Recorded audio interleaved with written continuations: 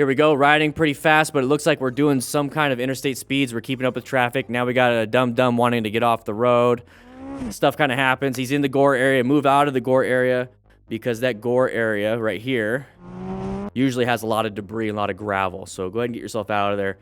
But right here, so this person wants to scoot over. Okay, they could have stayed in this lane, but why is everybody all kind of mixed around? It's probably causing confusion for this person. I think it's Nevada.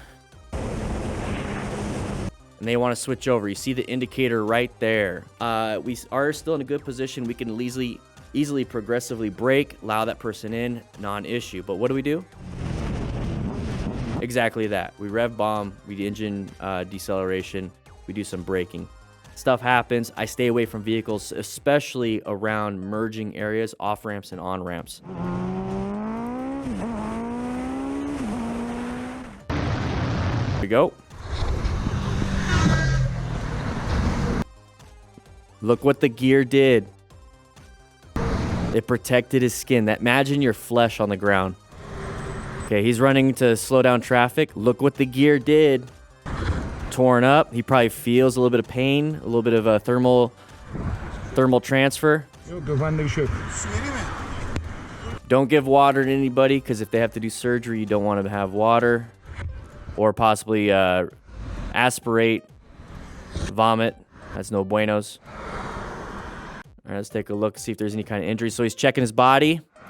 He's got a little bit of a hole right there. Imagine that your flesh. He's checking for blood. No blood. What else do we got? Ooh, we got a little bit of abrasion. So he's got motorcycle pants on, motorcycle jeans. These are motorcycle jeans. Look at the layers. Motorcycle jeans has impact protection on it. All over that whole arm could have been gone. Protected. Look at that.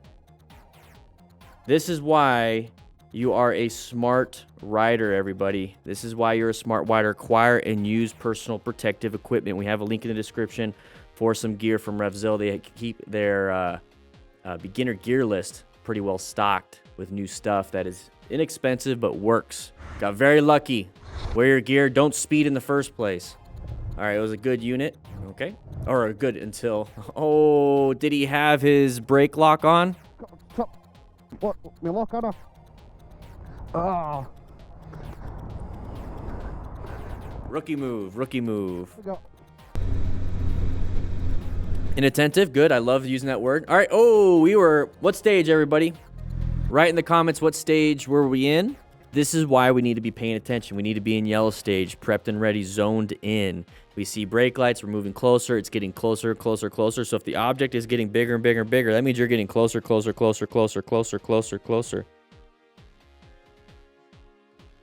a little too close.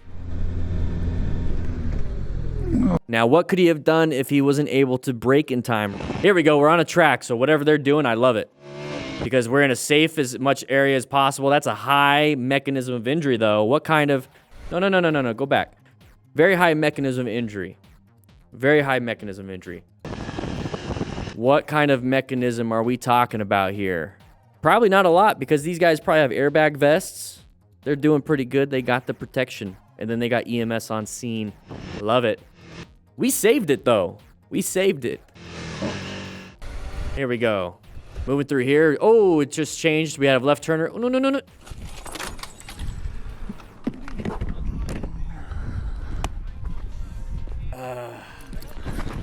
Trying to beat the light. Here we go. We're going to move through here. It just turned yellow, okay? But it doesn't mean we can't stop. You know, it's probably going to be unsafe to stop. I can't see anybody behind us. We're not wearing full gear. We have a little t-shirt on right here. Let's take a look. Uh-oh, so we're at this point. So we need to do some progressive braking, not to stop, but just to give him enough time to go, because we're not going to be able to stop probably until like right here. And that's one of the problems. So how do we prevent a lot of these situations where we're not going to be able to stop in time? Okay, right here. Intersection. What should we be doing? Covering those brakes and possibly rolling off the throttle a little bit, getting weight on that front tire. Just get a little bit of weight, just a little bit. So then if we had to, we can squeeze and we're already on it. So going through here, slow it down. But here's the thing. We're not going that fast. So how come we couldn't stop in time? Did we freeze? Did we panic? We don't know. 30. Oh, we sped up. We sped up. We were at 41 now. So we sped up to make the light. What do you think the problem is? Write it in the comments. Here we go. Riding in town. We got a little bit of road surface hazards. Not a big deal. We got side of the vehicle. That's a bigger deal. Plenty of room. Got a big space cushion. Non-issue. It could, maybe to you it might have looked like that, but not to us. It was a non-issue. Okay, we got an impromptu roundabout. That person was still going. You can't assume people will do this. You know how many times I go through the crosswalk on my Super 73 RX, and like I'm always looking for these left turners. They do not even see me. I almost get hit every single day crossing the street. You have to pay attention. They never do. This is your job. Your job to keep yourself safe, not their job to keep you safe. It's not their job to pay attention to the laws and pay attention to how to ride smart or drive smart. It is your job to ride or drive smart. You're the one with the training. You're the one in class, not them. You have the most skill. You're the one educated. You need to do it.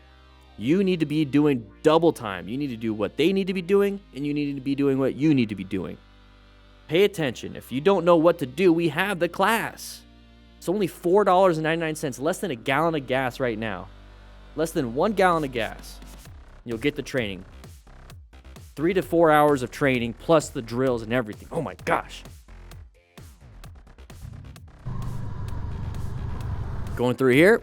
Okay. Oh, brake lights, brake lights, brake lights, brake lights, brake lights, brake lights, brake lights. We're too close. What's behind us? There it is. Hell.